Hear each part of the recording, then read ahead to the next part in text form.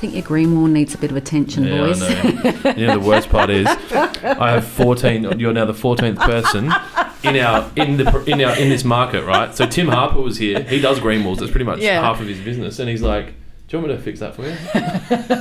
It's really bad. Yeah. It's the hardest gardening you can even do. Well, it green doesn't walls. help when it's being maintained by a bunch of people who have no idea, because you've noticed that. Have a look at our lawns. Because I was thinking they're quite green, they're but alive, quite long. but they're not. I don't know if they get watered. They've not been fertilised. They get mowed by an electric lawnmower. I'll do that. Yeah, you get that we've got up a there. battery mower. Yeah, so obviously because we're. I thought you'd get in there with the things. I wish we had the both the time and the low cost employment, but unfortunately. So there's not one of you that's a gardener in this place, is that right? Really? No. I find that unusual. So how do you all get into this industry if you're not into your gardens? I fell into this industry. I was a Domino's pizza shop manager. Oh, really? That's why I dropped out of school, to run a pizza shop. Yeah, right. And then my mate was working at a sand and metal yard, and he rang me and said, "Hey man, do you want to come and work here?" Yeah. And I was like, "Yeah, cool." And there's more to it than that, but that's the short story. Yeah. And then I started working in the irrigation department of that, and then realised that I enjoy it. I think I enjoy the market. Yeah. Like, that's why I asked you that question about how do you feel about the landscape industry? Oh, it's fair. Because it's such an unbelievable market. And obviously there's some douchebags, and you're going to get that in any industry, but I think the percentage of good versus bad is so weighted towards good. And so I enjoyed it, so I just kept doing it. Oh, Uber Eats is rocking up. They didn't tell me about this. Oh. They'll have ordered me something because they're smart. I hope so. Otherwise, you might see. And they want to still be employed. You might see a firing. And then, and Matt, who manages the shop, was in the Navy, and he dropped out. He left the Navy for his own reasons, and then I think there was a job. He just applied for a job in design and loved it, and then he ended up here from a job that we had. Chris was a truck driver. He was a friend of a plumber that I knew, and we were looking to hire someone, and he's like, "Yeah, I'll come and do it," and he likes it. Brandon was a landscaper, so he's related to me, so he kind of knew. He did work experience for me when I was at my old business, and liked it. Jamie applied for the job.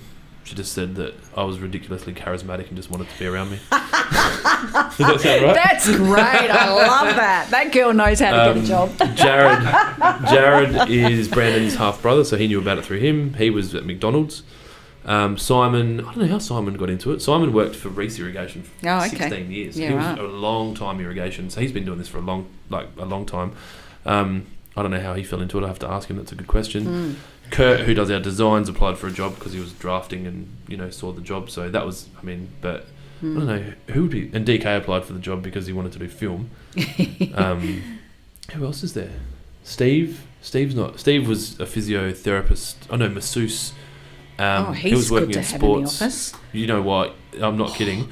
So I'll have a sore back. I'll be like, Steve.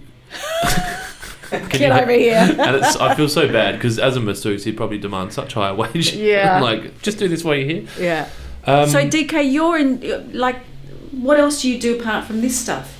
This is basically it at the moment. Yeah. Full time. Right. Yeah. He could do 80 hours a week for me doing this. Is that right? Yeah. Wow. So DK flew to Sydney with me last week. Yeah. And he'll film that journey. So he'll film me walking around, and it's quite self-absorbed. Like, I'm just getting him to film me all the time. So good for you, DK. And then we'll do podcasts, we'll do technical things. So we'll have like a supplier come in from Telco, and we'll talk about products that we sell. We're going to Melbourne on Monday morning. We're going to go do a site visit with an irrigation contractor and talk about what he's doing over there. And it's just creating video content that people can then watch. So it's really just social media? It's all social. His full-time job, which is a big commitment financially, because we've got his full-time job plus the camera, and we pay to sponsor all our posts on Facebook and YouTube. And see, I should do that. So shouldn't I? There you go, new client. The DK's got it. DK's. Are you recording this? DK has a side business called DK Studios. Do you? Yeah. So do you do SketchUp? But I guarantee you, give him 6 days and he'll have someone for you, and he'll contract it, and he'll skim his $10 off the top an hour. He'll be fine. Yeah, no, that's fine. That's fine. That's what my ex-husband, who was a very good businessman, taught me. Yeah. Everything you touch. Yeah. If you make a little bit. Yeah. I think, and I agree completely, as long as it's ethically reasonable. Right and you're being fair and you're not treating people badly. Right. It's just valuing your time for probably some of my demise is sometimes letting too much of that go because I'm like, no, I don't need to make money on this. Yeah. This is for you. Yeah. But if I ever need a favour, or just remember I helped you out. But a lot of, the real successful businesses, everything they do touch, they take a cut. Well, it's and now I'm thinking of all the good things I should have said, but he's still recording, so you can. Oh no, no.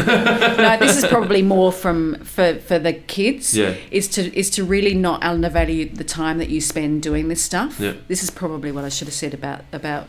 As in the answer to which question? Would you tell a 18-year-old Caroline? Yeah. Yeah. Is if you've got the skills and you've got the talent, then you've really got to not underestimate that and the value of you to. But that's something you've got to learn from experience. As in learning your market value. Yeah, exactly. Yeah. Like I remember when I stared, I was charging this nothing much an hour and thinking how lucky I was. Yeah. But that's all part of getting experience and and learning your trade. It's a decade. When we first started, people said for the first 5 years you won't make any money.